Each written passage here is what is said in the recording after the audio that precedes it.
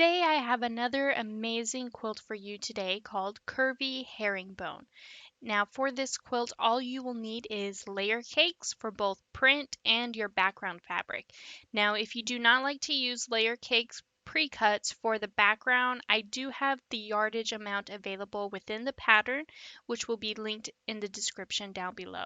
So what you're going to do first is take your background and print 10-inch squares, and you are going to cut them into 5-inch squares. You will get 4 5-inch squares per layer cake. Then after that, you're going to take the Circle Savvy ruler from Creative Grids and line up the 1/4-inch seam allowance line on the edge of your fabric square, and using your rotary cutter, carefully cut on the 8-inch line.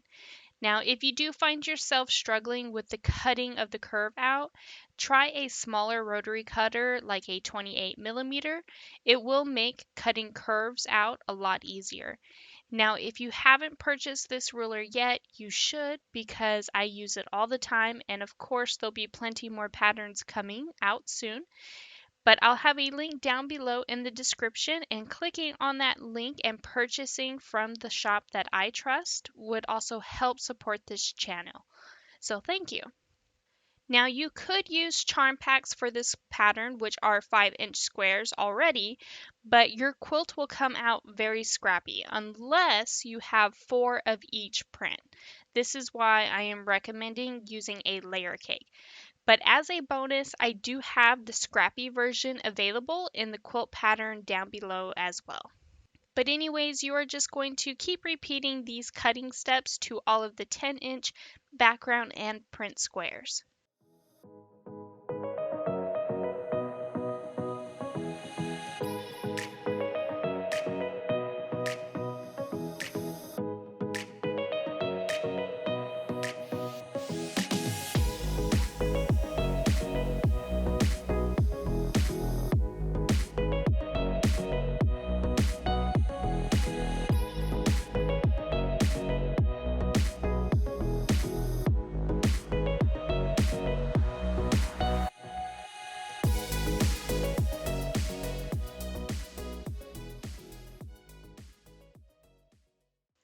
Once everything is cut, you are going to rotate these two like so, and then take it to your sewing machine and sew them together.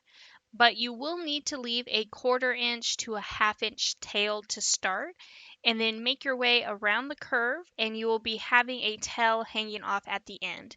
This is normal, but go ahead and sew all of your curves together. And after all of your curves are sewn together, you will have to trim your blocks down. I'm sorry, there's no getting out of this with curves, but it is worth it. Now, before you trim them down, you will need to pay close attention to making sure your curve ends are a 1/4 inch away. Now, I am using a 4.5-inch Creative Grids ruler, which will make it easier because it has a reading for a 1/4 inch as well. And I'm going to line that up and trim it off. Now you'll rotate your block around, line up the square ruler on the 4-inch line because we need to cut a 4-inch block. And then you're going to trim the excess off just to square it off. And now you will be left with a 4-inch square block.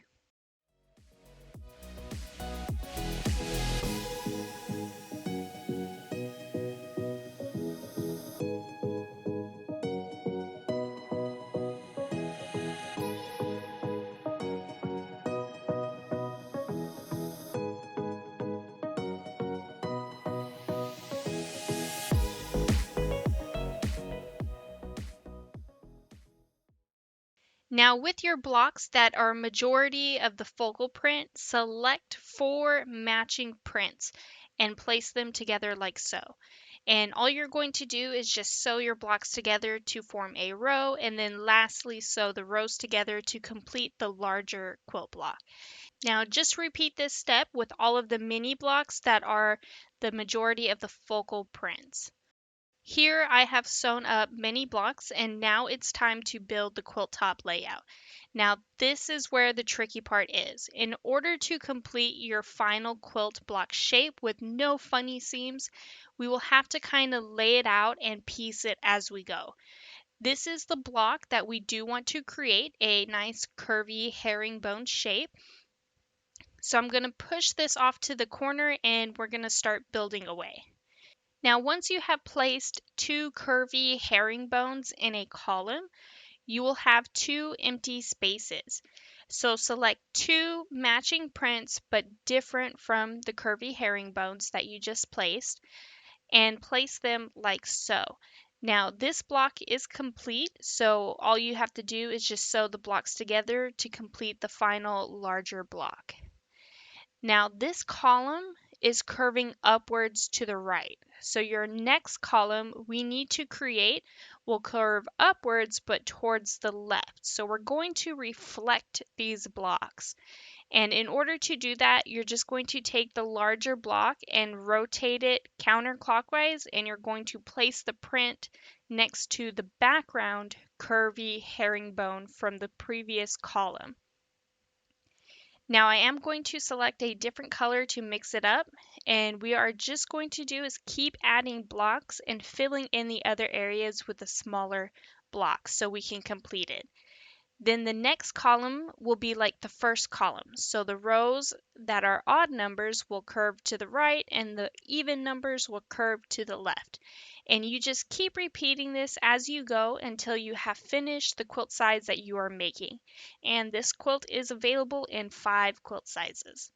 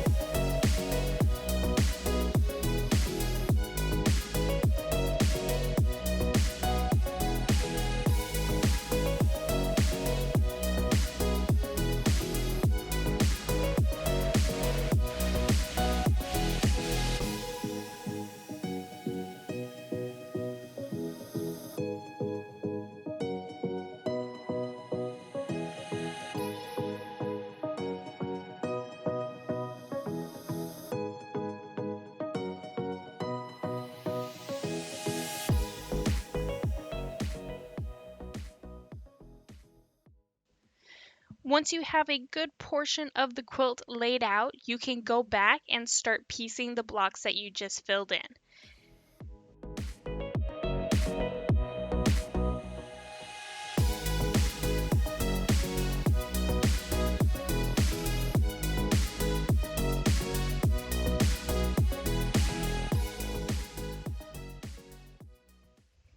And here is my quilt all laid out.